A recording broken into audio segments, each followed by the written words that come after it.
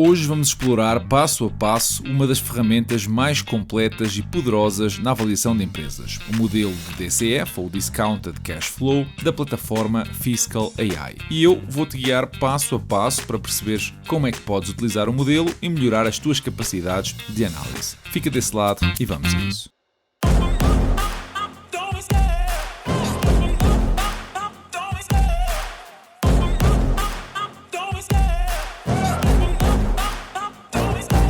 Love the chase and the hunt, and I set the pace when I'm running. I always take what I want and I always give it 100. Don't need a bank, no I'm funded. Play the game like it's nothing. I'm always thankful for something. Don't take for granted, stay humble. Now wake up! It's time to look at the enemy. Look in the mirror if he is no friend to me. It's not working out, maybe it's the chemistry. It's time to break up so I can make a better me. Better believe.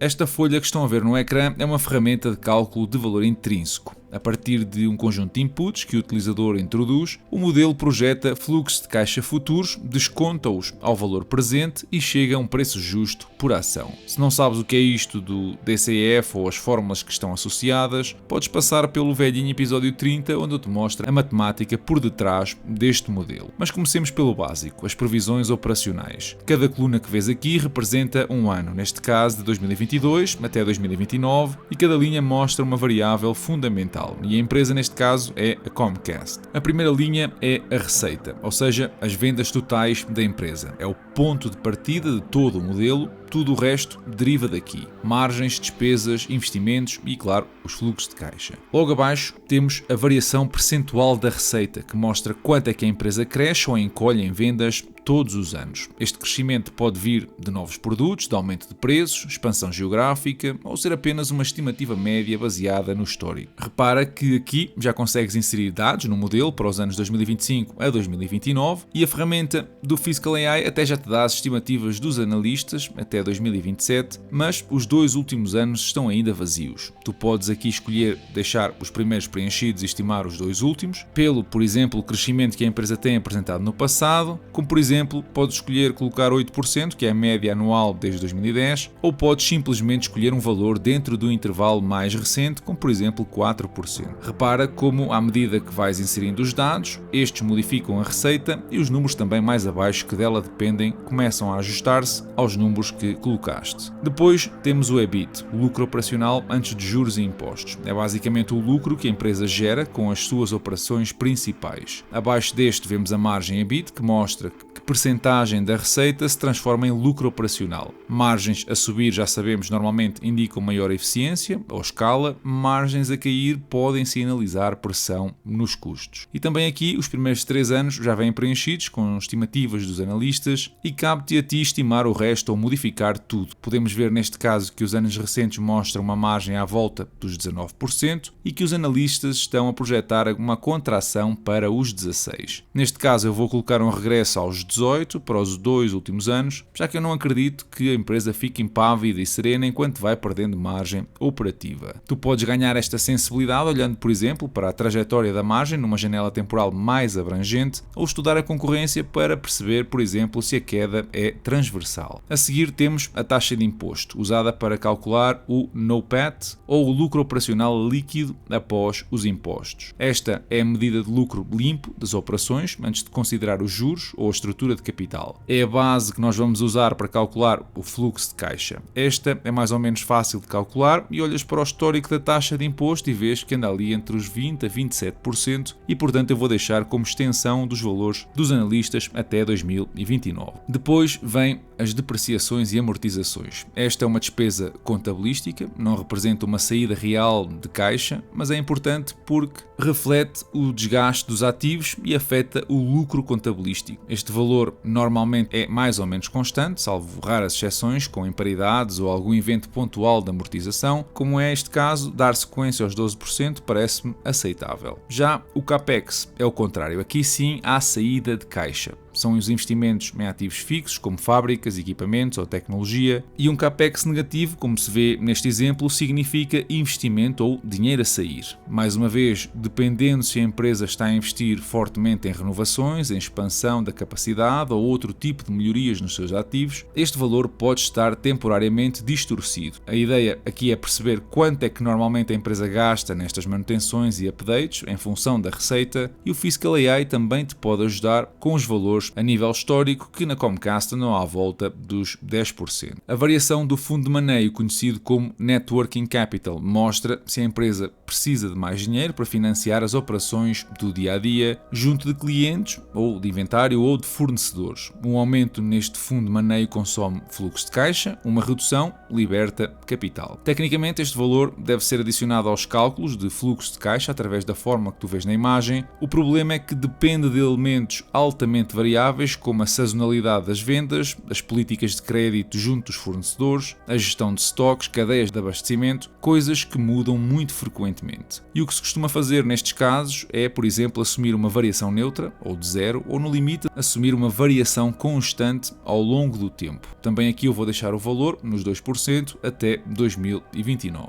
E com tudo isto que vimos, chegamos ao coração do modelo, o que o FinChat chama Unlevered Free Cash Flow, também conhecido por nós como Free Cash Flow to the Firm ou simplesmente fluxo de caixa livre. Todos os inputs que nós ajustamos traduziram-se num valor de fluxo de caixa livre anual para cada ano. E este, digamos, é o fluxo de caixa ou capital que está disponível para todos os investidores, tanto os acionistas como os credores. Cada fluxo de caixa é depois trazido para o presente através da taxa de desconto, que já vamos ver a seguir, resultando no valor presente do fluxo de caixa de futuro. Na prática, podes pensar nisto como uma forma de perceber quanto é que 17 mil milhões de dólares em 2028 valeriam ao dia de hoje, e neste caso a fórmula diz-nos que valem perto de 14 mil milhões. Somando todos os valores anuais futuros, obtemos então o valor presente total do período explícito, ou seja, os 75 mil milhões que vemos ali no final. Agora passamos à parte dos cálculos financeiros, na secção intermédia, onde temos 4 campos preenchidos e que podemos ajustar à nossa preferência. Começamos pelo custo da dívida, a taxa de juro efetiva que a empresa paga pelos seus empréstimos. Este valor já vem calculado pela ferramenta, mas se quiseres ser mais perfeccionista, podes dividir o valor de juros anual que a empresa paga pelo seu total da dívida. E tens assim o custo anual da mesma. A taxa de imposto já tínhamos visto que vamos deixar a 25%, portanto aqui não é preciso fazer nada. Já os dois campos seguintes são a taxa de juros livre de risco. Neste caso, como a nossa estimativa é 4 anos e estamos a avaliar uma empresa americana, portanto convém ir ver os juros que uma obrigação americana a 4 anos está a pagar. Ora, azar dos azares, as obrigações do governo americano são emitidas apenas a 3 e a 5 anos, mas não a 4. A diferença de juros entre estes dois períodos não é significativa, mas mais uma vez, se queremos ser tecnicamente perfeitos, podemos ir buscar a taxa de swaps a 4 anos, como veem anda nos 3,6%. Modificando então o valor no modelo, repara também que alguns dos valores começam a mudar ligeiramente. O valor do Market Risk Premium para o mercado americano anda nos 5% atualmente, mas eu diria que é um valor arbitrário porque depende sobretudo das expectativas que tenhas para o S&P 500. Estes valores definem o custo dos capitais próprios, ali vemos 8,6%, e o que isto significa é que os acionistas esperam um valor superior a este para investir na empresa. E é também por isso que este valor se usa para descontar os fluxos de caixa, porque se a valorização anual não for superior ao custo de levantar capital aos acionistas, então não faz sentido investir numa empresa. Com o custo da dívida e o custo do capital próprio, calcula-se a proporção que cada um tem no financiamento da empresa e finalmente temos a variável WACC. Se o custo de capitais próprios é a valorização mínima que os acionistas esperam receber,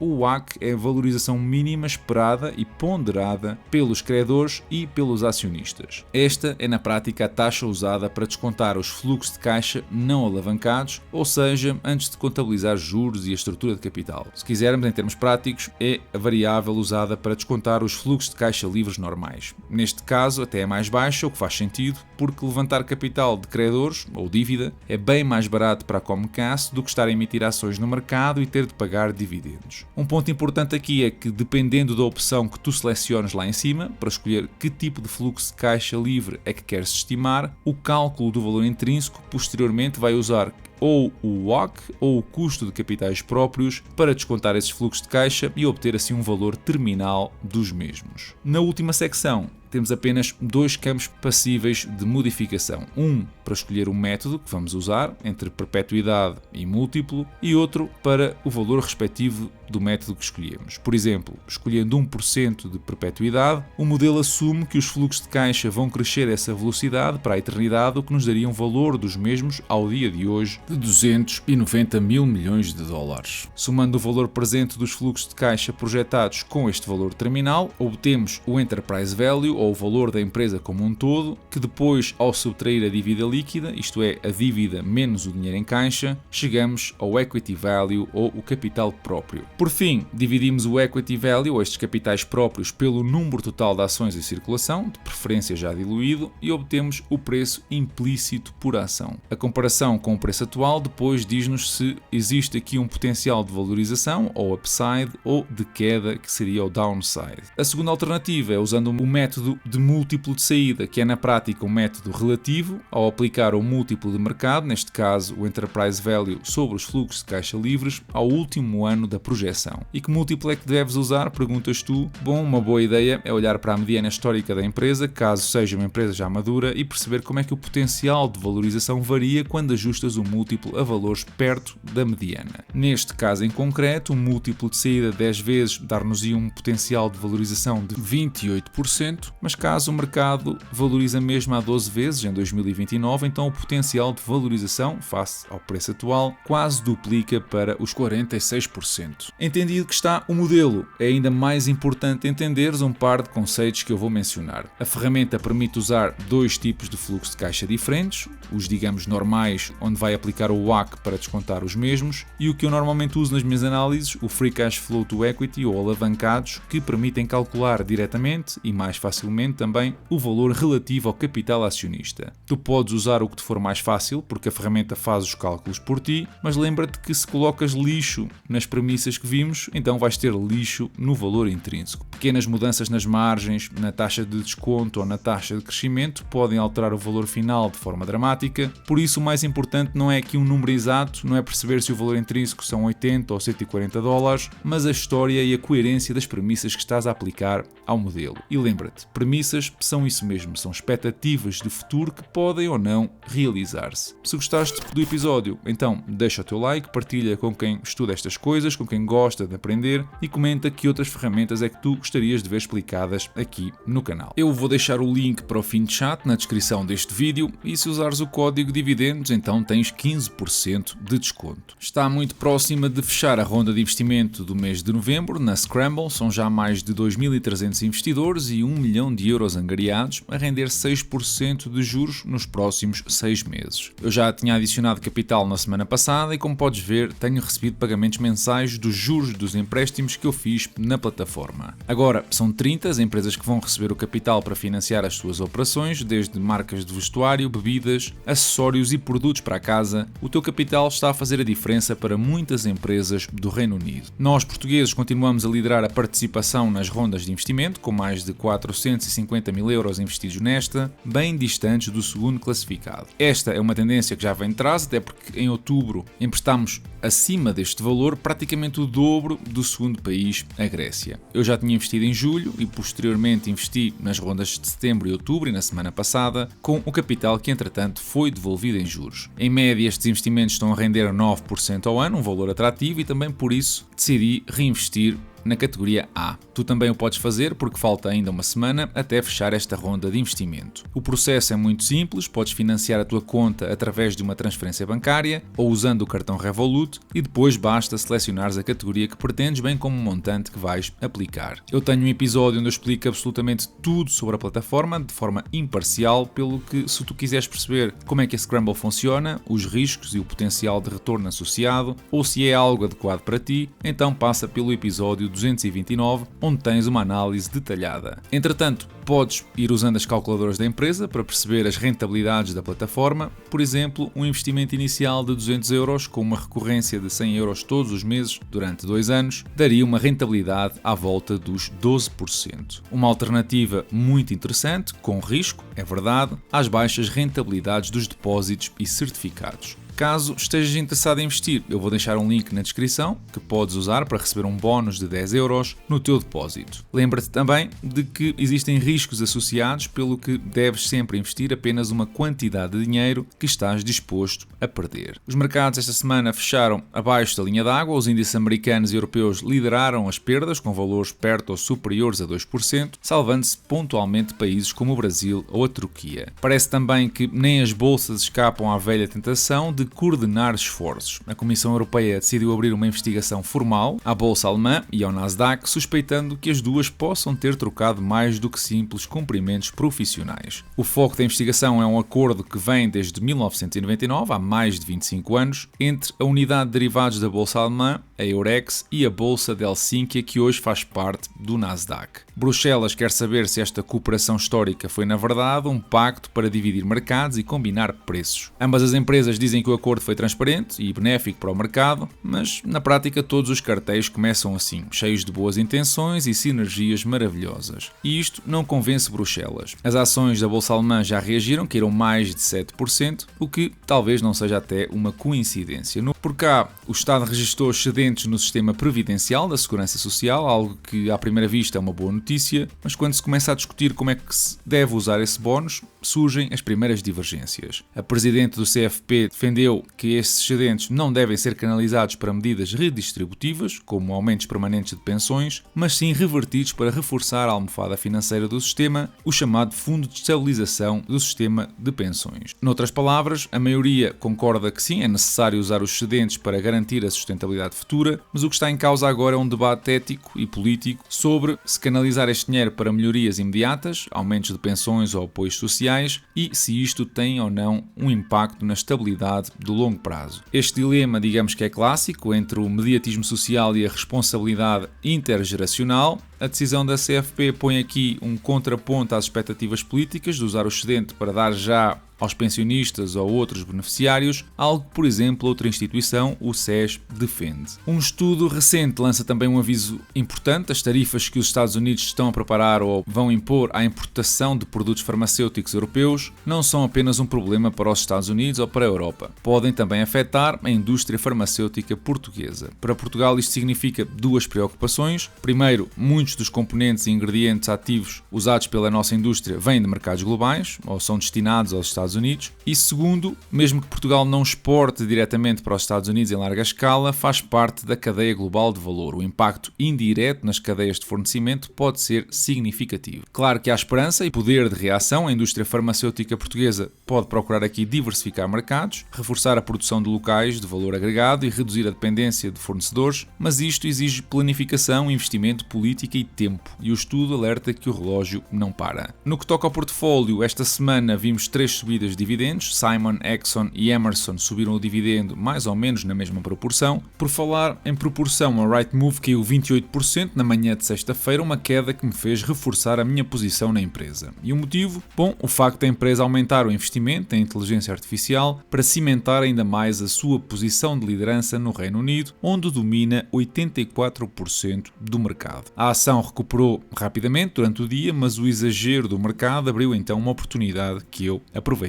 A semana fica também marcada pela análise exclusiva que eu publiquei à American Express no Patreon. O portfólio esse continua a lutar para se manter acima dos 100 mil dólares, algo que voltou a conseguir esta semana, tendo recolhido 23 dólares em dividendos neste mês de novembro. A nível de performance anual está nos 12%, abaixo ligeiramente do S&P 500. E é tudo por hoje. Não se esqueçam do vosso like, subscrever, seguir-me no Instagram e no Spotify e até no Patreon, onde eu tenho conteúdos diferentes para todos. Da minha parte, eu desejo-vos uma excelente semana e bons investimentos.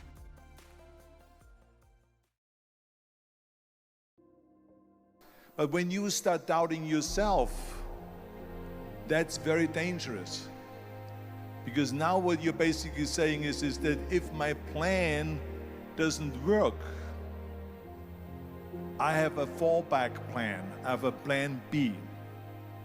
And that means that you start thinking about plan B, and every thought that you put into plan B, you're taking away now that thought and that energy from plan A.